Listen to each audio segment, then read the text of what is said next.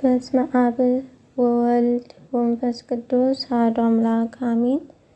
መጽሐፈ ሲራክ ምዕራፍ 45 ስም አጠራሩ የከበረ የመላእክት ብርሃን መልኩና ስም አጠራሩ የሆነ ሙሴ ደግ ነው፣ እናመስግነው። አገነነው፣ በጠላቶቹ ላይ የሚያስፈራ ሆነ። በቃሉም ታምራት አደረገ፣ በነገሥታቱ ፊት ተመሰገነ። ስለ ወገኖቹም አዘዘው፣ ብርሃኑንም አሳየው። ስለ የዋህነቱ ስለ ሃይማኖቱ አከበረው፣ ከሰው ሁሉ እሱም መረጠው። ወደ ብርሃን መጋረጃ አግብቶ ቃሉን አሰማው፣ ትእዛዙንም በፊቱ ሰጠው።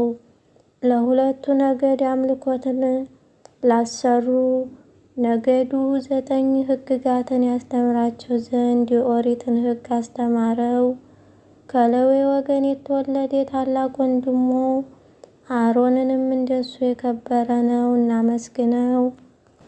ፈጣሪውም ዘላለም ጸንቶ የሚኖር ሕገ ኦሪት አጸናለት። ሕዝቡም የለዩት አስራቱንም ሰጠው፣ በአማረ ጌጥም አስደነቀው። የክብር ልብሱን አለበሰው፣ በሁሉም ዘንድ አስመካው። መቅሰፍትን በመታዘዝበት ወራትም አጸናው። እጅ ሰፊና እጅ ጠባብ ኤፉድንም አለበሰው። በዙሪያው ብዙ የሆኑ የወርቅ ጽናጽን አበባ አለ። በእግሩም በረገጠ ጊዜ የመርገፍ ድምፅ ይሰማ ነበር። ጩኾ የተናገረው ነገር ቁም ነገር ይሆን ነበር። ለልጆቻቸውና ለወገኑ መታሰቢያ ሆነ። የተለየ ሰማያዊ ሐር ያለበት 4 ኅብር 5ኛ ወርቅ ዘቦ ያለበት በነጭ ሐር የተሰራ ልብስንም በሚገባና በእውነት ነገር የተሰራ የሎጊዮን ልብስንም አለበሰው።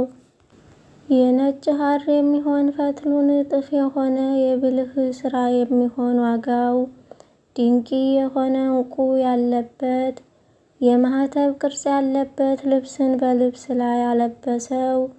እጀ ጠባብም በወርቅ የተሰራ ነው። በየወገኖቻቸው መታሰቢያ ሊሆን በ12ቱ ነገድ የእስራኤል ልጆች ቁጥር ልክ የተጻፈ ነው። በማኅተብ መልክ አምሳል የተሰራ የወርቅ ቀጸላ በዝግራ መጠምጠሚያው ላይ አደረገበት። የተለየ የክብሩ መመኪያ የሚሆን ታምራት የሚያደርግበት ሥራ የሚሆን ጌጡ ለዓይን የተወደደ የሆነ ጌጡ ፈጽሞ ያማረ የሆነ የወርቅ መጠምጠሚያን በዝግራ መጠምጠሚያ ላይ አደረገለት። ከሱ አስቀድሞ ከሱም በኋላ እንደሱ ልብስ ያለ ልብስ አልተሰራም፣ ከልጆቹ ብቻ በቀር ለዘላለሙ ከዘመዶቹ በቀር እንደሱ የለበሰ የለም።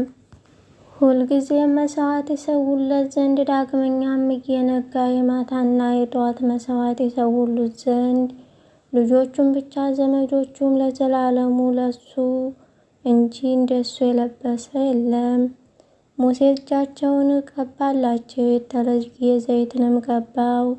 ለዘላለሙ ሕግ ሆነው ይገዙለት ዘንድ አገልጋዮቹም ይሆኑት ዘንድ ስሙን ጠርተው ሕዝቡንም ይባርኳቸው ዘንድ ሰማይ ጸንቶ በሚኖርበት ዘመን ልክ ለልጆቹ ሕግ ሆናቸው። ለእግዚአብሔር መሥዋዕት ይሰዋ ዘንድ የበጎ መዓዛ መታሰቢያ ሊሆን ዕጣንንም ያጥን ዘንድ ለወገኖቹም ኃጢአታቸውን ያስተሰርይ ዘንድ ከሰዎቹ ሁሉ እሱ መረጠ። ትእዛዙን አስተማረው። ለሁለቱ ነገድ አምልኮትን ያስተምራቸው ዘንድ ለ10ሩም ነገድ 9 ሕግጋት ያስተምራቸው ዘንድ 9ኙን ሕግጋት አምልኮቱን ሰራለት። ልዩ የሆኑ ሰዎች ተከራከሩት። የአቤሮንና የዳታን ወገኖች የሚሆኑ ሰዎች የነቆሬም ሰዎች ሰራዊቶቻቸው በምድረ በዳ ቀኑበት፣ በጥፋትና በመቅሰፍትም ሞቱ። እግዚአብሔርም አይተው ደስ አላሰኙትም፣ ተቆጥቶም አጠፋቸው። በለሳቸውንም ድንቅ ታምራት አደረገ፣ በእሳትም አቃጠላቸው።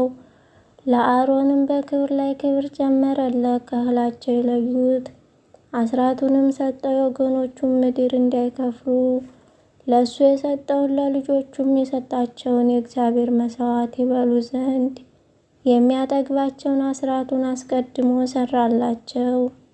ዕድልህ ርስትህ አስራቱ ነው ብሎታልና ከሕዝቡ ጋር ርስትን አልወረሰም።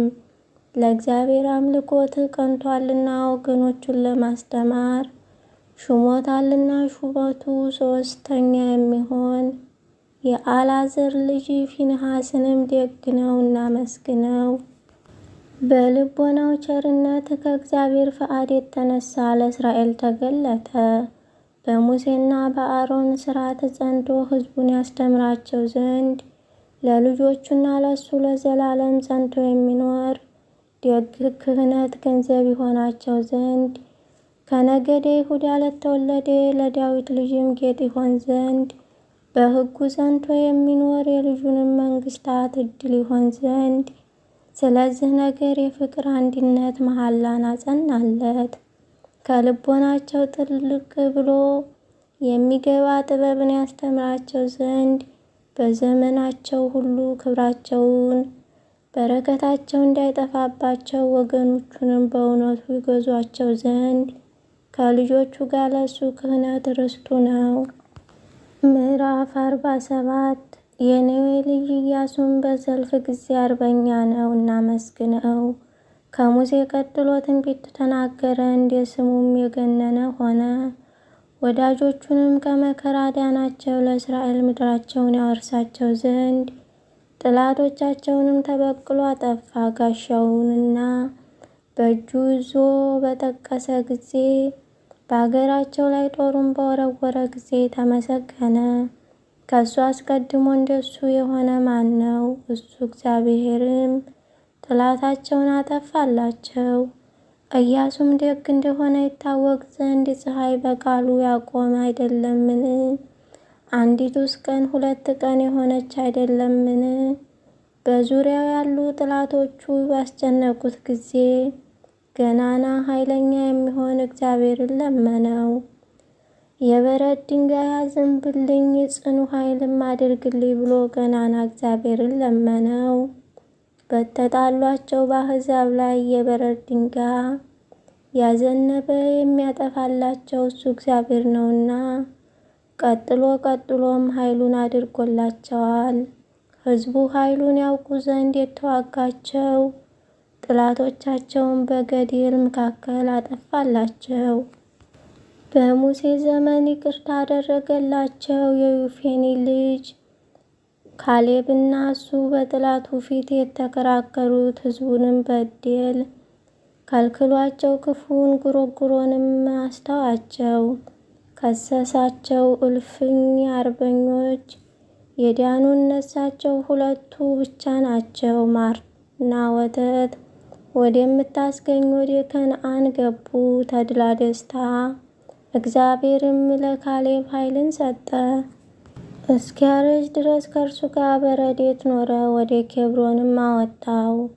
የእስራኤል ልጆች ሁሉ እግዚአብሔርን መከተል ያማረ የተወደደ እንደሆነ ያው ዘንድ ልጆቹም ርስታቸውን ተካፈሉ።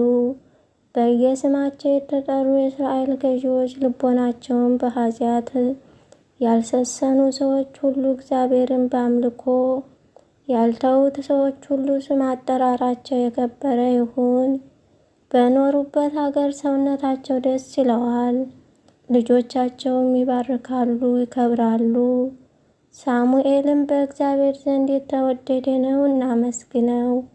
ትንቢት የሚናገር ነው፣ ቀበቶም ለሕዝቡ ንጉሥ ያነግሣል። በእግዚአብሔር ሕግ ጸንቶ ሳኦልን ቀባ። እግዚአብሔር ያዕቆብን ይቅር አለው።